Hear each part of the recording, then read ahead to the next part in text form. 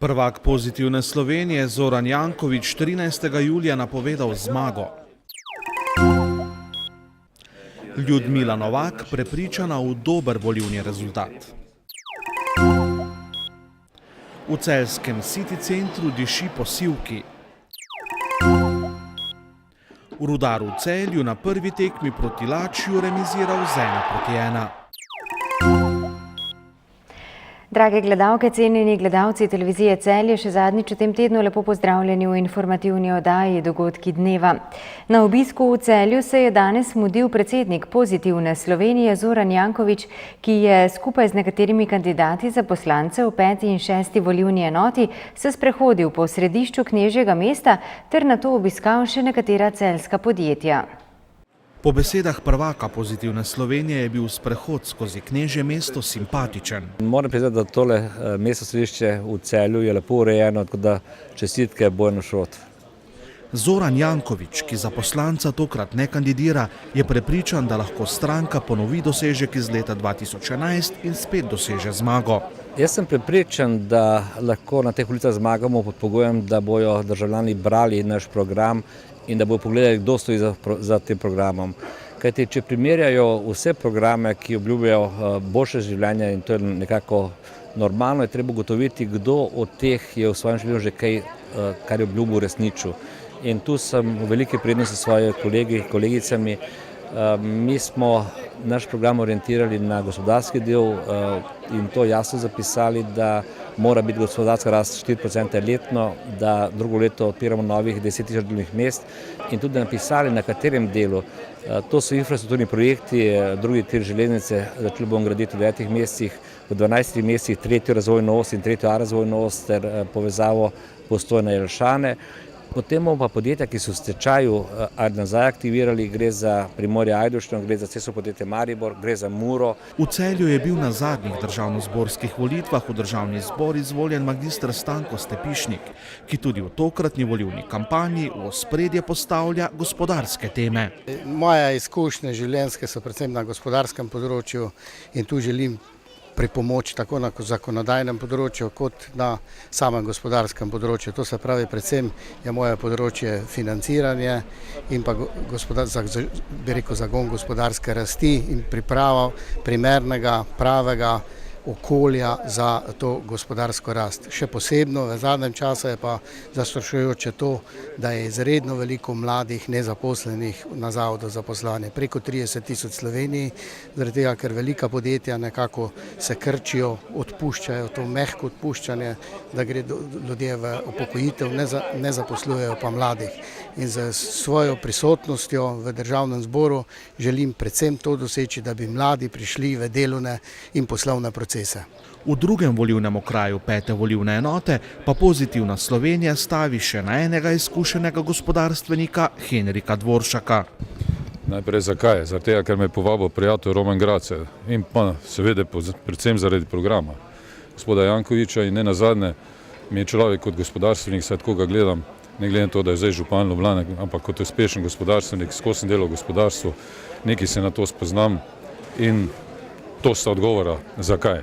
Šel sem predvsem za to, eno seveda, da zberem neke točke za človeka, v katerega program in osebno tudi verjamem, drugo pa, da Celju pač nekaj vrnemo oziroma nekaj damo, kar se verjetno bi dalo več narediti oziroma zlasti, če bo več Celjanov dobili svoje mesto v parlamentu, da se tukaj potem zelo dobro povežemo, nekatere seveda oziroma kolege, nekatere kandidate iz drugih strank poznamo in mislim, da bi lahko za Celje kar nekaj naredili. V 8. volilnem okraju 6. volilne enote, ki pokriva območje občine Laško, pa je strankina kandidatka odvetnica Alenka Grad Pečnik. Jaz sem se odločila predvsem zaradi, bom rekla, svojega poklica, stroke, pravnica sem, odvetnica, mediatorka in pri svojem delu opažam, da, bom rekla, mali človek ni najbolj slišan, najbolj upoštevan in moja želja je predvsem delati na tem, da bi se pravičnost in pravica vrnila v to državo. Trenutne ankete za Pozitivno Slovenijo niso obetajoče, a strankin prvak kljub vsemu ostaja optimist. Ja, ankete odražajo stanje tistih, ki so anketirani, tistih, ki delajo in jaz ne oporekam tem, ampak še enkrat pravim, ankete kažejo trenutno stanje, jaz sem zelo optimističen, tak sem. pošteno povem, državne področja hočejo to, kar smo pokazali v svojem dosedanjem delu, ali pa hočejo spet samo prazne obljube. In to, kar bodo odločili, to bo dokončna odločitev. Že dan pred prvakom Pozitivne Slovenije pa je knežje mesto obiskala tudi predsednica Nove Slovenije Ljudmila Novak, ki je sodelovala na predstavitvi strankinih kandidatov v 5. volilni enoti. Novakova je glede na strankin program in podporo, ki jo zaznava med ljudmi na terenu, glede strankinega volilnega izida velika optimistka. Nova Slovenija je pripravila dober program z naslovom Odgovori za prihodnost. Pripravili smo ga na podlagi naših izkušenj, ko smo obiskovali teren, se tam srečali s podjetniki, gospodarstveniki, župani, državljani, kmetji in pri tem slišali, s kakšnimi težavami se ubadajo in kakšne predloge dajo za izboljšanje stanja.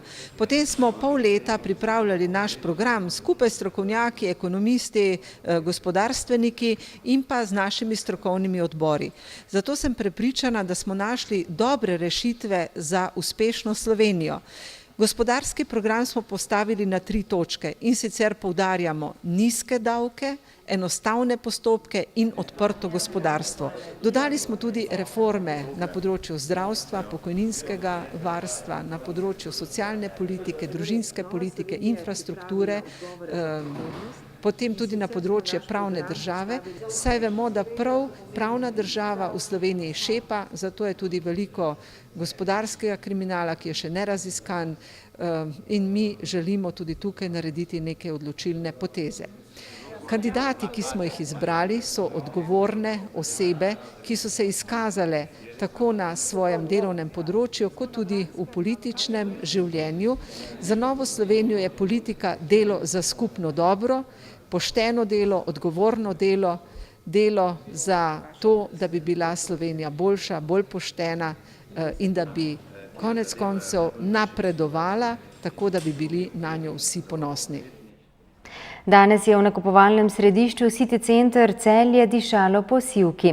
V prvem nadstropju so namreč odprli prvo slovensko prodajalno, v kateri je moč kupiti izdelke iz sivke priznanega italijanskega podjetja Lavanda Divenzione. Italijansko podjetje Lavanda Divenzioni spada med vodilne proizvajalce izdelkov iz prave sivke, saj njihova ponudba šteje preko 1000 različnih izdelkov z področja kozmetike, ambienta, prehrane in keramičnih izdelkov. Lavanda Divenzioni nasce da un progetto sul territorio che comprende. Podjetje prihaja iz mesta Venzoni, ki je znano kot prelepo staro mesto obdano z obzidjem. Zaradi lege in ugodne mikroklime je to idealni kraj za gojenje sivke na najnaravnejši način. In iz te sivke smo začeli pridelovati olje in še vrsto drugih izdelkov, tako za telo, dom, prehrano in okolje. Lavanda Divenzione je torej podjetje, ki prisega na moč narave in iz čisto naravne sivke pridelujejo kvalitetne izdelke, ki v sebi družijo vse dobre lastnosti sivke iz Venzione.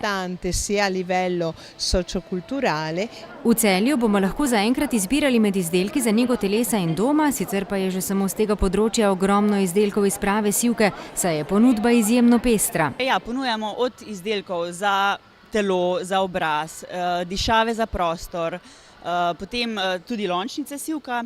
Boste videli zelo luškane. Skratka, vse se najde, kar je iz sivke. Sivka je pobrana ročno, seveda so za kreme dodani konzervanci, ravno zaradi obstojnosti. Drugače pa samo sivka, eterično olje sivke in razne dodatki. Sivka je mnogim poznana kot odlična odganjavka moljev iz naših omar, no v sebi pa skriva še ogromno pozitivnih lastnosti. Deluje proti revmi, proti ogrcem, aknam, zelo dobro za prebavo.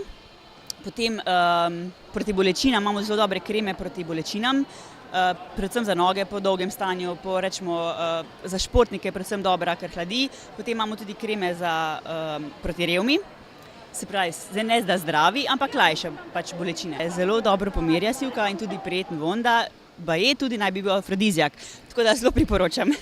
Prodajalna Lavande Divenzione bo odprta v času uradnih ur City Centra Celje. Če pa sivke in vseh njenih dobrih lastnosti še ne poznate, pa se lahko za vsa vprašanja obrnete tudi na prodajalke, ki vam bodo z veseljem pomagale in svetovale. Seveda smo bili tudi na usposabljanju v Italiji, v kraju Vencon, tako da osebje je podkovano strokovno, tako da ne bo problema. Bomo svetovali, pomagali, sigurno pa bo vsak našel nekaj zase.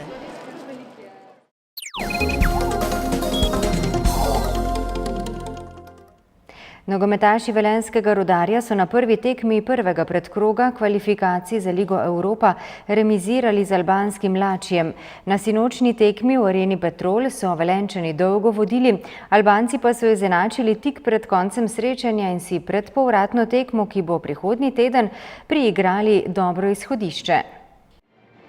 Albanski klub nima veliko mednarodnih izkušenj, saj je šele pred 5 leti prišel v prvo ligo, a je v Celju dokazal, da gre za izjemno čvrsto ekipo s številnimi temnopoltimi nogometaši, ki so Velenjčanom povzročali preglavice.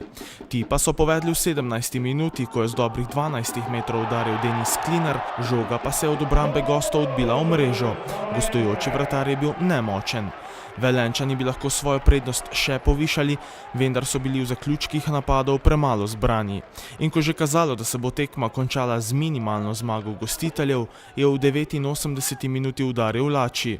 Velenjska obramba je neuspešno lovila goste v prepovedan položaj, z desne strani pa je za izenačenje, ki pomeni za tretjeuvrščeno moštvo albanskega prvenstva pred vrnitvijo v domovino in povratno tekmo odlično popotnico zadel Nigerijec Segun Adeniji.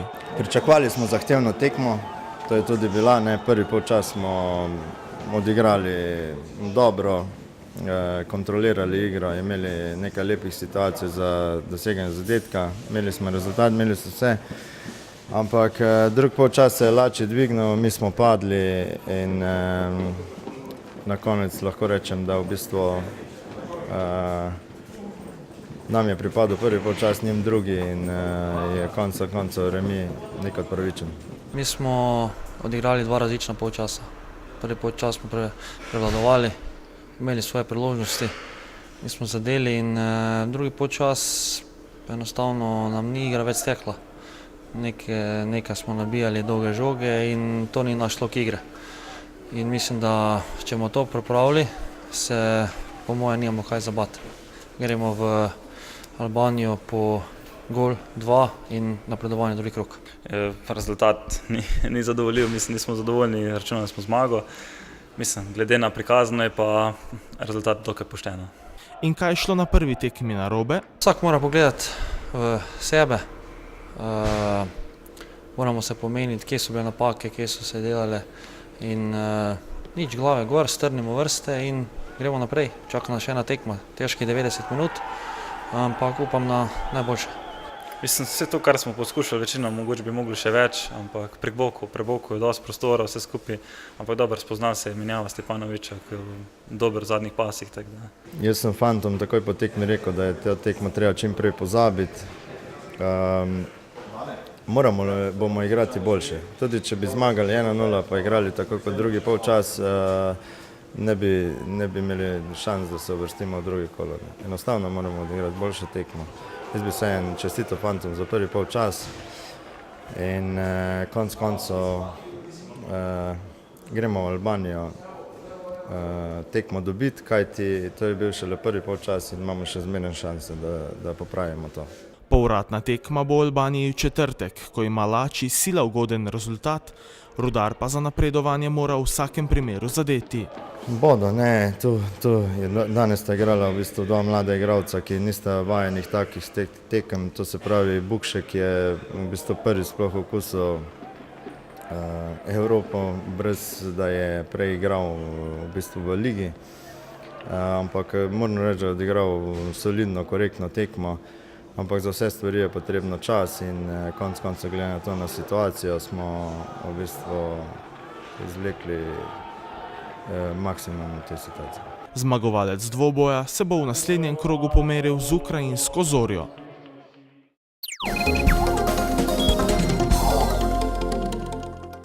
Jutri bo po večini jasno, čez dan bo ponekod zapihal južni do jugozahodni veter. Najnižje jutranje temperature bodo od 8 do 15, najvišje dnevna od 26 do 30 stopinj Celzija.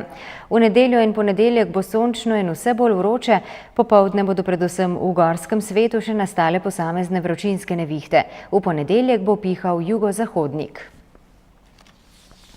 No, za konec tedna se od vas poslavljamo s predvsem sončno vremensko napovedjo. Lepo se imejte, preživite prijeten vikend in bodite z nami spet v ponedeljek ob 18:30. Do takrat, nasvidenje.